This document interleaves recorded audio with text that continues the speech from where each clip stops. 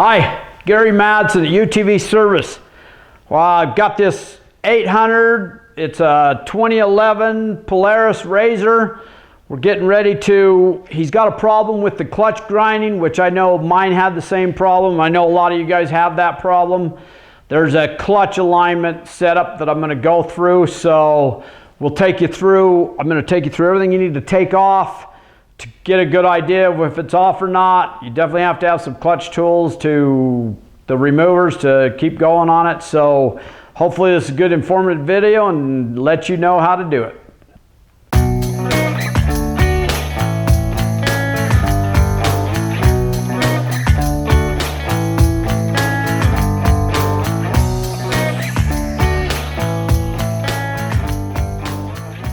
All right, I've got the seats out, got the door bars off.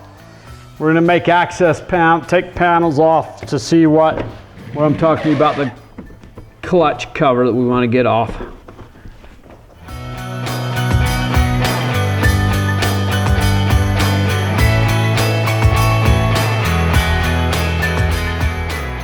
Okay, now the actual seat belt bar is gonna have to come off.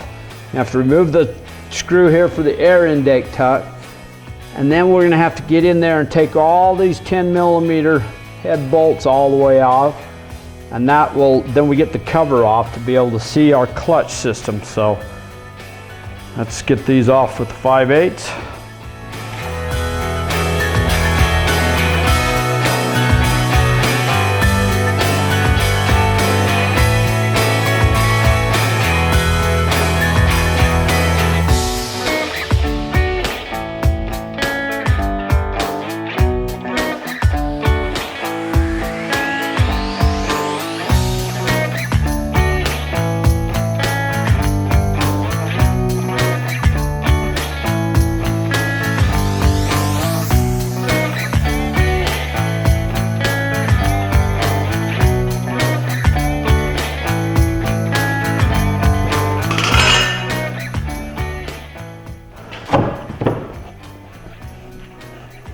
Okay, I'm gonna have to get a little nut driver.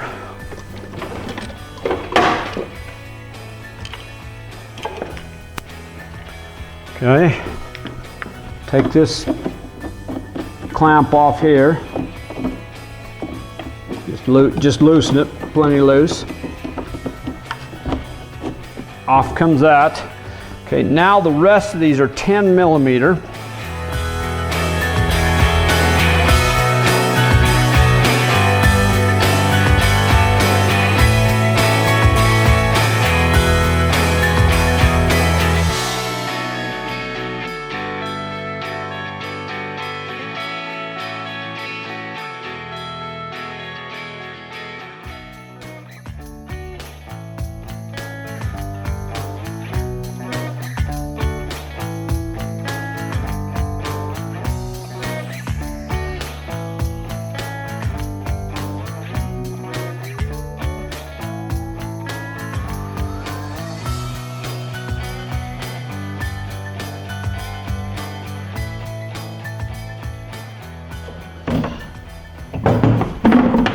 Okay, once this, you kind of got to work this. But you got to remember the combination.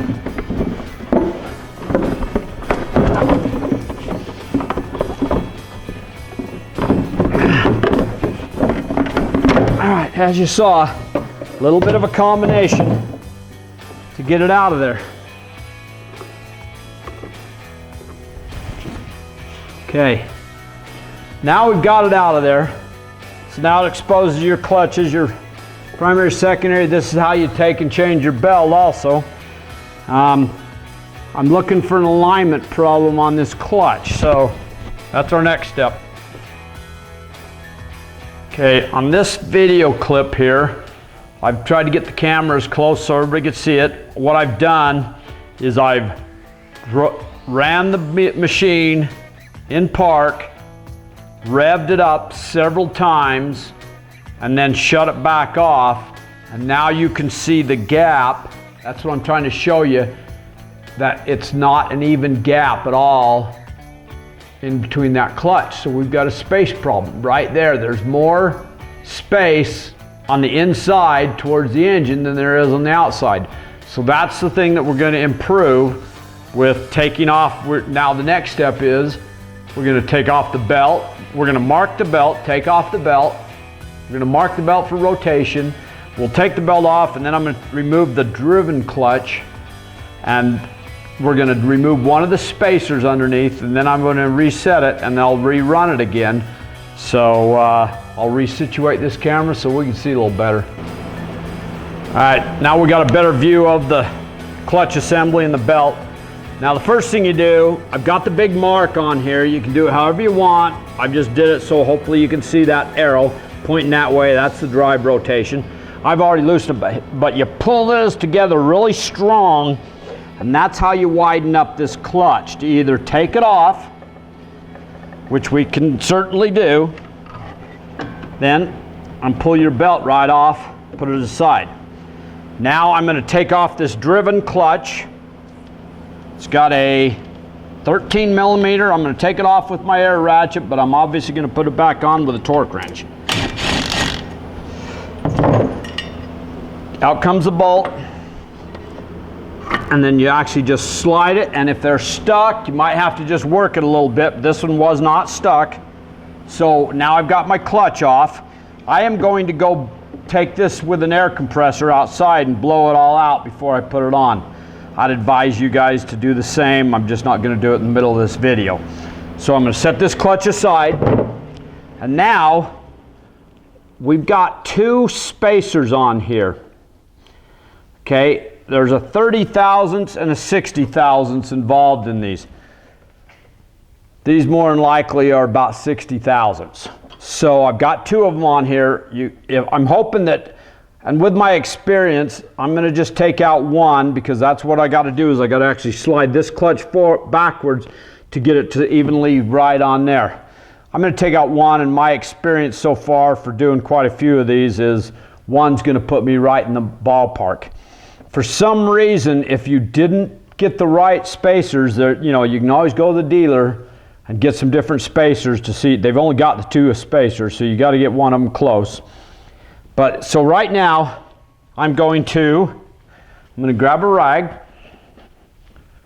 I'm going to turn around and clean that shaft off of the driven clutch on the transmission.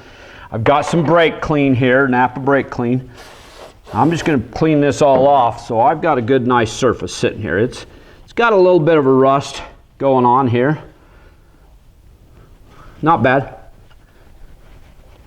It feels nice and smooth.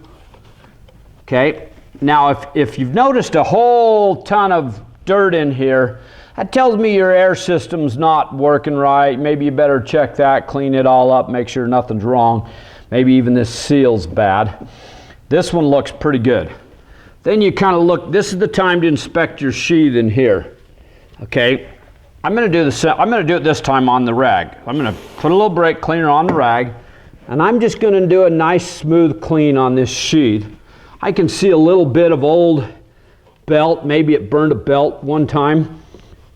Clean that sheath up nice with a nice smooth rag, and feel it. I can feel a little bit of wear on here.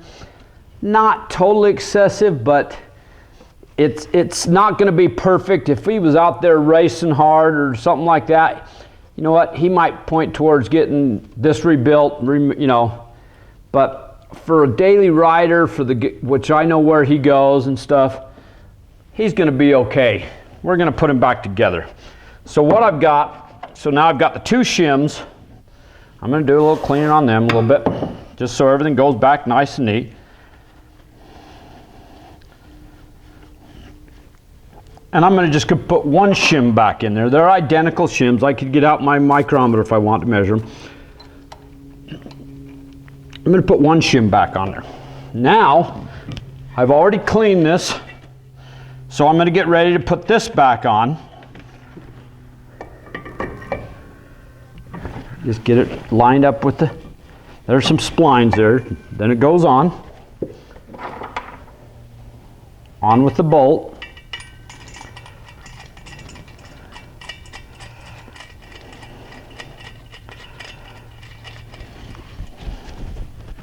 And I'm going to get my torque wrench out. Okay, now I've got the torque wrench set at 17 foot-pounds. I like to use my 1/4 inch torque wrench, so I just go times that by 12, come out with 204 foot-pounds. This driven clutch doesn't take a whole bunch. I can actually hold it by hand because all 17 foot-pounds. So I get it on there, hold it with my right hand. Okay, right there, it's already. Do it a couple times, you can hear it clicking. Okay, now we're torqued. Nope. So that's torqued, ready to go back on. It's got the one less spacer. Now I get my belt, see the rotation, so I'm going to put it on the rotation, put it over the drive clutch first, and then we'll put it on the driven clutch. So this is the clutch, how you're going to get it back on in the field. So obviously you wouldn't have to take the clutch off, you just have to get the belt off. Just got to kind of work it. It's a little stiff. Get it? Okay, just keep working it. Just keep working it around. All right, there we go. Now we've got it. We've got it back on. Belt's back on. It's loose. So the test here is strictly just to start up. You can see a little bit of.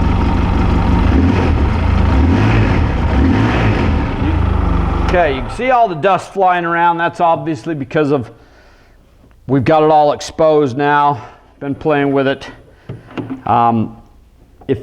Okay, so now I've started it and I'm looking to see my space. Okay, I'm not gonna put the camera here because it's in the manual. It shows this picture of it. Now I've got a space that looks really even on both front and rear of the sheath in here on the drive clutch. That's exactly what I want. That's going to make this so it can shift easily, not grind going into gears. Here's the one downfall, that if it's been grinding for, let's say, 3 years or so of driving, the reverse might have taken, the gears on it might take a little bit of a hit, and you still might grind and going into reverse because they don't have synchronizers. Going into forward gears, this thing's going to be nice and smooth, no problem. Like I say, again, if you can take it outside, blow all this dust off and everything, all the better before you put. And now the next step, so now I've retorqued it, the belt's on the rotation I went on, I've checked everything out, I've cleaned it, we've removed one of the shims. This thing's going to work better than it ever has as far as shifting for a long time. So now it's just a matter of I'm going to go clean the air box off, get the air box back on, get all the bolts tightened just in the reverse procedure. I'm not going to film it because it's just like we just took it off. You're going to just go backwards with it, get everything back on, get your cover plates back on, you're ready to go. That's a fix.